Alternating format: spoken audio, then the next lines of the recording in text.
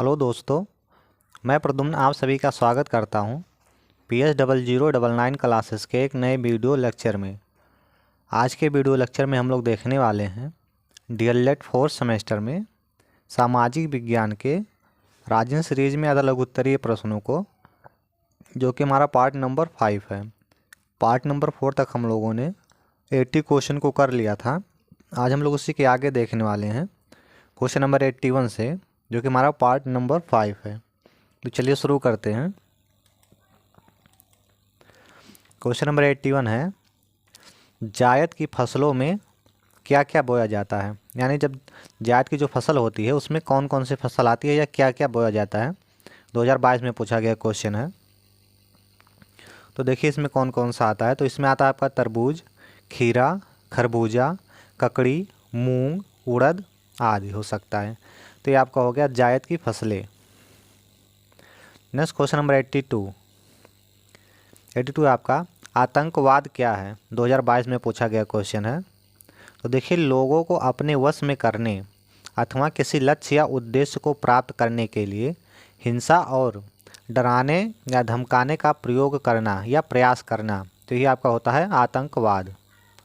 Question number 83 है, भूस्खलन का क्या तात्पर्य है या भूस्खलन क्या है।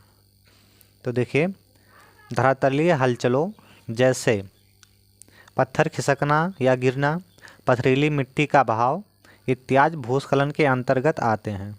भूस्खलन कई प्रकार के हो सकते हैं।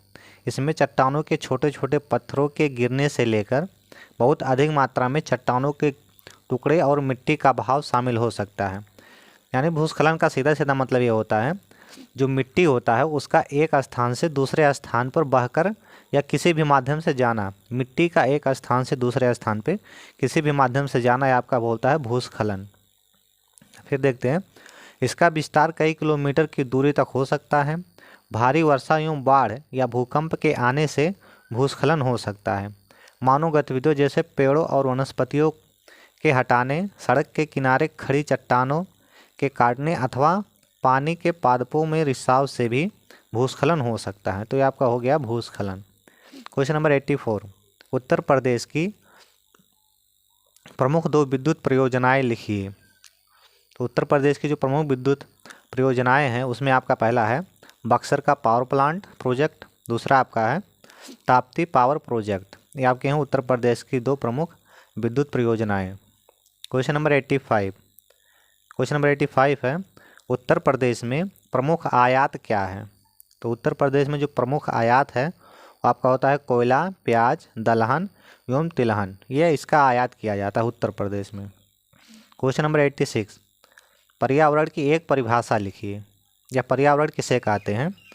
तो हर्शकोविट्ज़ के अनुसार पर्यावरण उन सब बाहरी दशाओं और प्रभावों का योग है जो प्राणी या अवयवी के जीवन और विकास पर प्रभाव डालते हैं।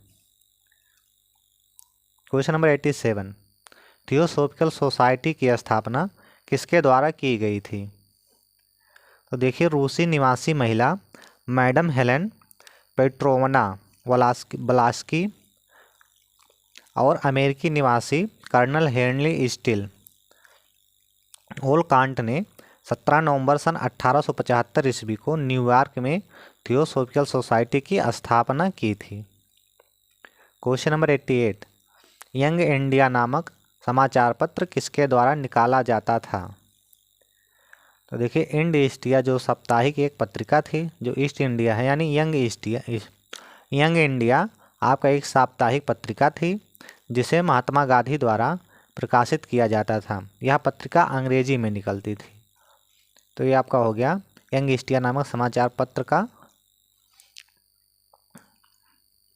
नेक्स्ट क्वेश्चन नंबर 89, अंतर्राष्ट्रीय न्यायालय की आधिकारिक मान्यता प्राप्त भाषाएं कौन कौन सी हैं। यानी कि जो अंतर्राष्ट्रीय न्यायालय है उसमें कौन कौन सी आधिकारिक भाषाएं हैं। तो इसमें टोटल 2 आधिकारिक भाषाएं हैं, जिनमें पहला आपका है फ्रांसीसी और दूसरा इंग्लिश यानी अंग्रेजी। क्वेश्चन नंबर 19, विश्व पर्यावरण दिवस कब मनाया जाता है। 2022 में पूछा गया क्वेश्चन है। तो विश्व पर्यावरण आपका प्रत्येक वर्ष 5 जून को मनाया जाता है। क्वेश्चन नंबर 91, संसद के दोनों सदनों का सत्रावसान कौन करता है? तो जो संसद के दोनों सदनों का जो सत्रावसान है वो आपका करते हैं राष्ट्रपति। क्वेश्चन नंबर 92, उत्तर प्रदेश के किस जिले में यूरेनियम पाया जाता है? तो उत्तर प्रदेश के ललितपुर जिले में यूरेनियम पाया जाता है, ललितपुर जिले में। क्वेश्चन नंबर 93, प्राकृतिक संसाधन किसे कहते हैं? तो वह संसाधन जो प्रकृति में मुक्त रूप से पाए जाते हैं, जैसे कोयला, पेट्रोल आदि प्राकृतिक संसाधन कहलाते हैं। क्वेश्चन नंबर 94, उत्तर प्रदेश के किस जनपद में बांध परियोजना स्थित है? बांध परियोजना का नाम भी लिखिए, यानी कौन सा बांध स्थित है उसका नाम भी लिखना है। तो उत्तर प्रदेश में आपका रिहंद बांध परियोजना, और ये आपका है सोनभद्र जिले में, यानी कि रिहंद बांध परियोजना उत्तर प्रदेश में है और उत्तर प्रदेश के किस जिले में? सोनभद्र जिले में। क्वेश्चन नंबर 95, जैव विविधता किसे कहते हैं? 2022 में पूछा गया क्वेश्चन है। देखिए, किसी स्थान विशेष पर पाए जाने वाली विभिन्न जंतुओं और उनकी प्रजातियों की संख्या को जैव विविधता कहते हैं। यानी किसी भी स्थान पे, किसी विशेष स्थान पे जो जीव हैं, विभिन्न प्रकार की जो जीव हैं और उनकी जो संख्या है, उसी को हम लोग जैव विविधता कहते हैं। क्वेश्चन नंबर 96, मालथस का जनसंख्या सिद्धांत बताइए। तो देखिए, जनाधिक्य से आशय देश में उपलब्ध खाद्य सामग्री की तुलना में जनसंख्या के अधिक होने से है। यानी जो मालथस का जनसंख्या सिद्धांत है, इसमें ये कहा गया है कि जो टोटल लोगों की संख्या है उसकी तुलना में संख्या का अधिक होना, जनसंख्या का अधिक होना ही क्या है? मालथस का सिद्धांत है। क्वेश्चन नंबर 97, समांतर माध्य ज्ञात करने का सूत्र लिखिए। यह समांतर माध्य ज्ञात करने का क्या सूत्र है? तो समांतर माध्य ज्ञात करने का सूत्र आपका है A बराबर सिग्मा x अपान n। ये आपका है समांतर माध्य ज्ञात करने का सूत्र। क्वेश्चन नंबर 98, 1857 के स्वतंत्रता संग्राम के कारण बताइए। यानी 1857 का जो स्वतंत्रता संग्राम था वो क्यों हुआ था, किन कारणों से? तो देखिए, इसमें पहला आपका है ईसाई धर्म का प्रचार, पहला कारण ये हो गया। दूसरा आपका है जातवाद की उपेक्षा, फिर आपका है चर्बी लगे कारतूसों का प्रयोग, भेदभाव की नीति, कुटीर उद्योग धंधों का विनाश। तो ये हैं आपके 1857 के स्वतंत्रता संग्राम के कारण।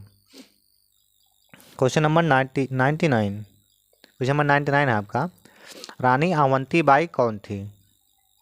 तो देखिए, रानी अवंतीबाई रामगढ़ के शासक विक्रमादित्य की पुत्री थी, जिनकी मृत्यु के पश्चात अंग्रेजों ने उनका कोई उत्तराधिकारी न होने के कारण उन्हें रायगढ़ से हटा दिया था।